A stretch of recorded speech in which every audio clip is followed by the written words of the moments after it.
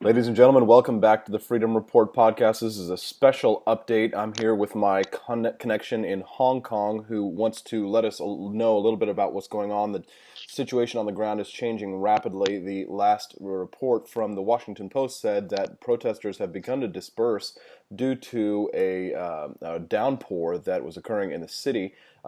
Sir, can you tell us what's happening right there?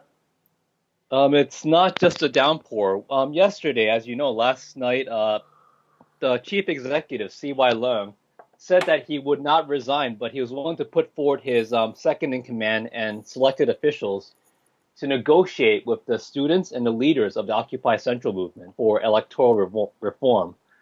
As a result, one of the leaders of Occupy Central claimed that it was a first phase to victory, and some students and activists actually went home like late Thursday night, Friday early morning, just with a sense of victory and because the holiday was over. In Hong Kong, there was a holiday from October 1st to October 7th to October 2nd, and then Friday they had to go back to work, go home, clean up, recharge, or go back to school. Mm-hmm.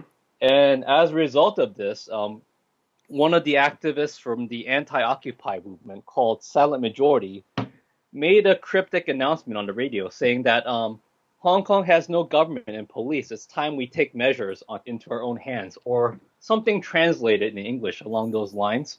Mm-hmm. So along the early morning, some anti-Occupy anti-Occupy Hong Kong activists suspected to be backed by communists or by anti-pro-business interests, with help from the police, are starting to clear up all these barricades. Anywhere there was resistance, they started beating up and threatening the students, saying that they're ruining the economy, that they're getting people away from work, that they're cursing and shouting at them, trying to provoke them into fights. And these students were outnumbered, didn't know what to do. And when they asked the police for help, the police either just stood aside or they arrested them instead of the anti-Occupy instigators. So as a result, they basically lost the Wan Chai district early morning. The Causeway Bay district, near where the world's most expensive commercial real estate and another major shopping district, was started to lose its barricades. Some supply depots were raided by the anti-Occupy thugs. And then the worst part is in Mong Kok Kowloon district, the entire encampment was dispersed. Not just from the weather, just from thugs. They were fighting, they were punching the students. They were basically using implements to like knock down these makeshift tents that they used to like house supplies, house camps, and to keep people from getting too wet from the bad weather. And right now, police are supposedly doing what they can to keep the two sides apart, but they're just, for the most part, letting the anti-Occupy just run amok. And at So the same time, So yeah. I'm reading this morning there was a joint statement by the Hong Kong Federation of Students with Occupy Central that says if the government does not immediately prevent the organized attacks on supporters of the Occupy movement, the students will call off dialogue on political reform with the government. The key word here seems to be organized attacks. Is that something that you agree with? Do these attacks seem to be organized? Signs point to yes. These volunteers, these so-called anti-Occupy volunteers, are actively helping the police remove barricades. I think there was one account where one of the truck drivers just got a truck, rammed through the barricades, and said, "Oh, we're going to help the police remove the barricades," and then the police just let him do it when they should have just gotten a police vehicle to do that job. So there is some level of cooperation between the police, organized law enforcement, and these anti-Occupy thugs. There was also speculation that some of these thugs or anti-Occupy activists were simply do not speak Cantonese, which is the native dialect of Hong Kong, but they're speaking some kind of stilted dialect. There were announcements made from the leaders or coordinators of the anti-Occupy groups in Mandarin on how to go about dispersing the activists. And then there's some speculation that there might be triads involved, meaning Chinese mafia, maybe active or inactive groups. Some of the elderly people might look like they worked in that area when they were younger, Mm-hmm. and then some of the younger students don't seem to be students, but more or less like kind of thuggish, little too built up. So it's possible that there might be a level of cooperation that is not really originating from Hong Kong. Mm-hmm. There's a lot of speculation that there is a level of cooperation involved. Now, there's a quote from USA Today from a young man, 17 years old, by the name of Edward Lim in Admiralty, and he says that although the numbers have been significantly down, he says that the protests may shrink to a smaller area, but we will keep roads shut for 1 to 2 months. We will never give up, and people power will never lose. Do you expect people to stick around that long? I really hope they do. There's just been discussion from, or I've been reading on social media, and you have as well, with access to those sites, that there's talk of maybe falling back from these areas that have been taken back by pro-communist thugs and the authorities, and to just fall back to Central and Admiralty, where the core of the movement is still alive and well defended. It's just tragic that the people there trusted the system. They didn't expect this level of violence that we saw in Egypt in 2001 when the pro-Mubarak thugs were attacking the activists who wanted reform and Hosni Mubarak to resign or leave the government. The difference between Egypt and Hong Kong is that there is no large faction such as a Muslim Brotherhood or the military that's going to help de-escalate the violence. It's just the students Mm-hmm. against the police and the communist-backed thugs who are possibly paid to act in this manner and are probably cooperating with the local police law enforcement on some level. Now, a lot of people, if they're listening in this show, they probably already know the reason for these protests, but I'd just like to reiterate for most people who may not know. The protesters' main demand is that the people of Hong Kong are allowed to vote for a candidate of their choosing in elections for the post of chief executive in the 2017 elections.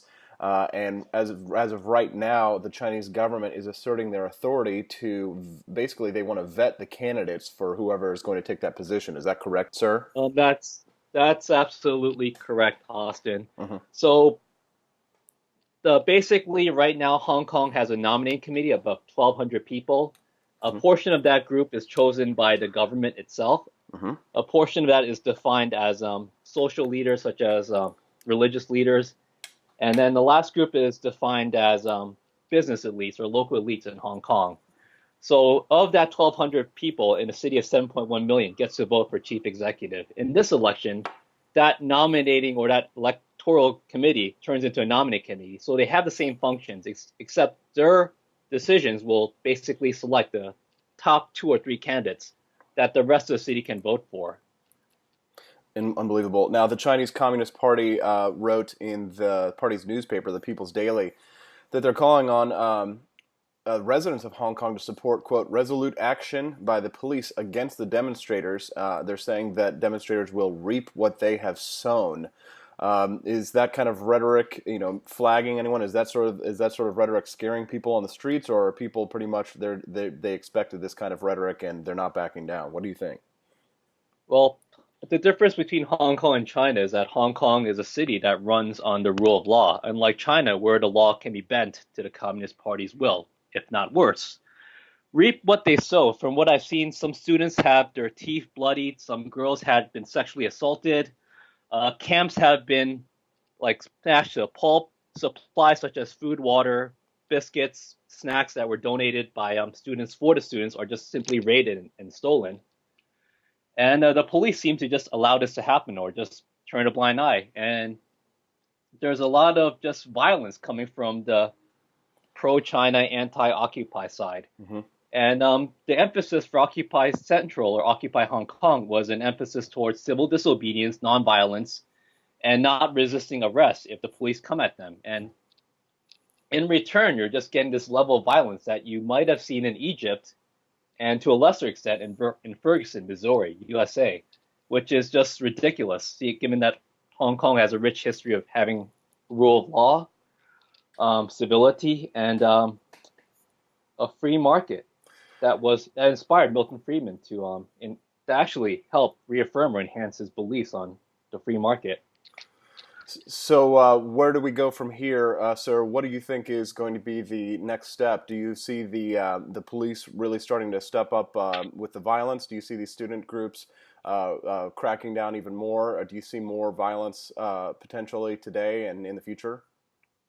There's still violence as I speak in Mongkok district. If you're watching the live feeds, if you are seeing this on YouTube, on social media, or from others, or from friends and acquaintances living in Hong Kong, then you'll know the violence is escalating, and the students are doing what they can to protect themselves, but they really do not know how to defend themselves. They grew up in the Hong Kong that was pacified, that was gentrified, that was free of largely these organized criminal elements that were made popular in the 70s and 80s of Hong Kong film and popular culture. So they don't know what to do, how to deal with this, and they're afraid to fight back against these larger, older, more experienced professional thugs. The government says they will stop, but they're basically just making official complaints about protesters blocking government buildings and roads for government services. And when some people actually called 999, which is the Hong Kong version of 911, the police said that they don't have enough people to help them, which is frightening in itself. It's just as if this whole movement's set up to fail, or it's allowed to fail, so that certain authorities can gain control in the worst ways possible.